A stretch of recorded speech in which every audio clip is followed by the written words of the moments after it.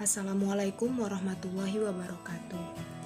Saya Ramadesi Purba dengan NIM 0104211001 dari jurusan Manajemen Dakwah.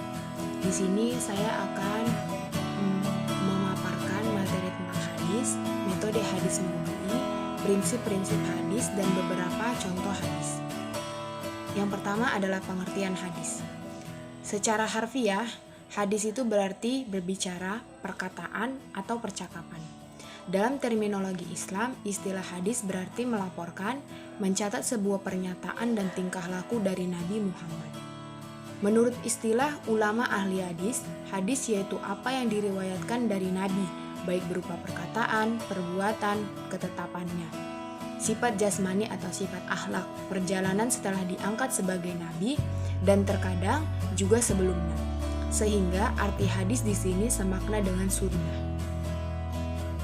Selanjutnya yaitu metode hadis maudu'i. Secara bahasa, kata maudu'i berasal dari kata yang merupakan isim maf'ul dari kata wada'a, yang artinya masalah atau pokok permasalahan.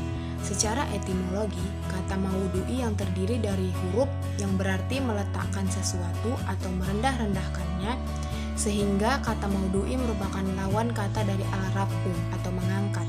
Pengertian maudu'i menurut terminologi ialah mengumpulkan hadis-hadis yang terpecah-pecah dalam kitab hadis yang terkait dengan topik tertentu, kemudian disusun dengan sebab-sebab munculnya dan pemahamannya, dengan penjelasan dan pengkajian dalam masalah tertentu. Mustafa Muslim berkata yang dimaksud dengan metode maudu'i adalah mengumpulkan ayat-ayat yang bertebaran dalam Al-Quran atau hadis-hadis yang bertebaran dalam kitab-kitab hadis dalam terkait dengan topik tujuan atau tujuan tertentu. Kemudian disusun sesuai dengan sebab-sebab munculnya dan pemahamannya dengan penjelasan, pengkajian dan penafsiran dalam masalah tertentu. Selanjutnya ialah prinsip-prinsip pada hadis, metode hadis maudu'i. Para ulama memberikan pendapat beberapa prinsip umum sebagaimana tulisan dari Abdul Mustaqim dalam memahami hadis Nabi SAW. Yang pertama, prinsip jangan terburu-buru menolak hadis yang dianggap bertentangan dengan akal sebelum melakukan penelitian yang mendalam. Yang kedua, prinsip memahami hadis secara tematik atau maudu'i sehingga memperoleh gambaran utuh mengenai tema yang dikaji. Selanjutnya yaitu hadis tentang ihsan. An Abi Ya'la Saddad bin Ausi radhiyallahu anhu ar-Rasulillah sallallahu alaihi wasallam qala innallaha katabal ihsana ala kulli syai'in fa idza qataltum fa ahsinul qitlata wa idza zabahtum fa ahsinu zibahata wal yuhidda ahadukum safatahu wal yuri zabihata rawahul Muslim. Yang artinya dari Abu Ya'la Shaddad bin Aus radhiyallahu anhu dari Rasulullah SAW bersabda, sesungguhnya Allah telah menetapkan perbuatan baik atau ihsan atas segala sesuatu. Jika kalian membunuh, maka berlakulah baik dalam hal tersebut. Jika kalian menyembelih, maka berlakulah baik dalam hal itu. Hendaklah kalian mengasah pisaunya dan menyenangkan hewan sembelihannya. Riwayat Muslim. Pelajaran yang didapat dalam hadis tersebut, yang pertama, syariat Islam menuntun perbuatan ihsan kepada setiap makhluk termasuk diantaranya adalah hewan.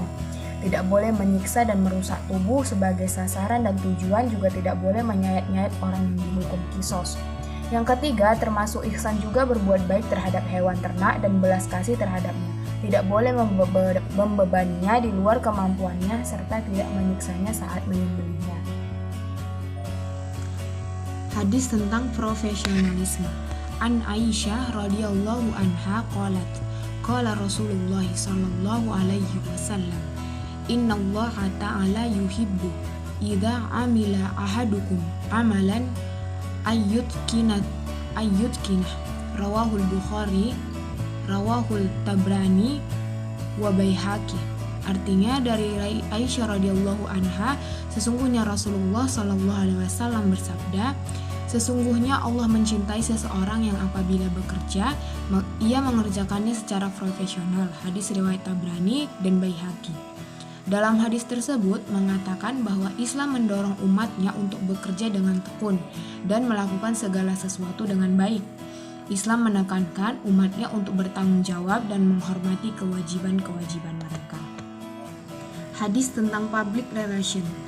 An Abi Hamzah Anas ibni Malik radhiyallahu anhu, khadimu Rasulullah sallallahu alaihi wasallam, anin Nabi sallallahu alaihi wasallam qala, la yu'minu ahadukum hatta yuhibbu la akhihi ma yuhibbu li nafsihi.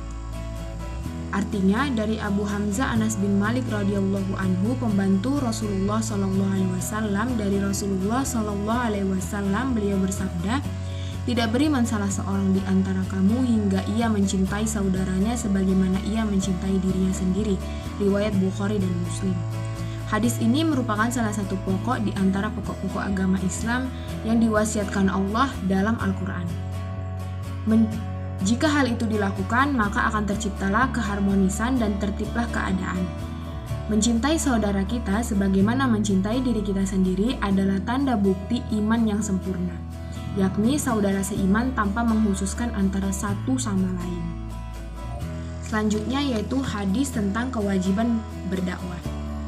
An Abdillah bin Amr anna Nabiy sallallahu alaihi wasallam qala, balihun anni walau ayah wa hadithu an bani Israel wala haraz wa man qadzaba alayya mutahammida falyatabawwa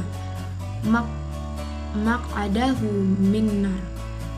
Artinya dari Abdullah ibni Amr bahwa Nabi bersabda, sampaikan dariku sekalipun satu ayat dan ceritakan dari Bani Israel dan itu tidak apa-apa atau tidak dosa.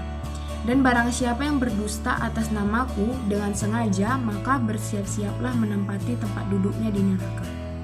Hadis ini merupakan salah satu hadis yang memotivasi kita untuk selalu berdakwah, menyampaikan ilmu meskipun sedikit, meskipun itu satu ayat. Kita diperintahkan untuk berdakwah, namun tentunya kita diperintahkan untuk menyampaikan apa yang kita tahu. Hadis yang terakhir yaitu An Abi Sa'idin Khudri radhiyallahu anhu qala, sami'tu Rasulullah sallallahu alaihi wasallam yaqulu, man ra'a minkum munkar fal yuhayyiru biyadihi fa illam yastaqi fa bisani fa illam yastati' fa biqalbi wa dzalika adhaful iman. Rawahul Muslim. Dari Abu Sa'id Al-Khudri radhiyallahu anhu, ia berkata, aku mendengar Rasulullah sallallahu alaihi wasallam bersabda, barang siapa dari kalian melihat kemungkaran, ubahlah dengan tangannya. Jika tidak bisa, ubahlah dengan lisannya. Jika tidak bisa, ingkarilah dengan hatinya, dan itulah merupakan selemah-lemahnya iman. Hadis riwayat Muslim. Hadis ini menjelaskan aturan nahi mungkar, yaitu bagaimana kita merubah kemungkaran yang kita lihat. Ini adalah hadis yang sangat penting karena amar ma'ruf nahi mungkar adalah salah satu pokok dari agama kita. Islam akan tegak selagi masih ada amar ma'ruf nahi mungkar. Islam akan melemah jika amar ma'ruf nahi mungkar tidak ada lagi atau melemah. Allah Subhanahu wa Ta'ala telah menyebutkan bahwa ciri umat ini adalah menegakkan amar ma'ruf nahi mungkar, dan itu adalah syarat bagi mereka untuk bisa menjadi umat yang terbaik. Demikianlah presentasi saya. Wabillahi taufiq wal hidayah. Wassalamualaikum warahmatullahi wabarakatuh.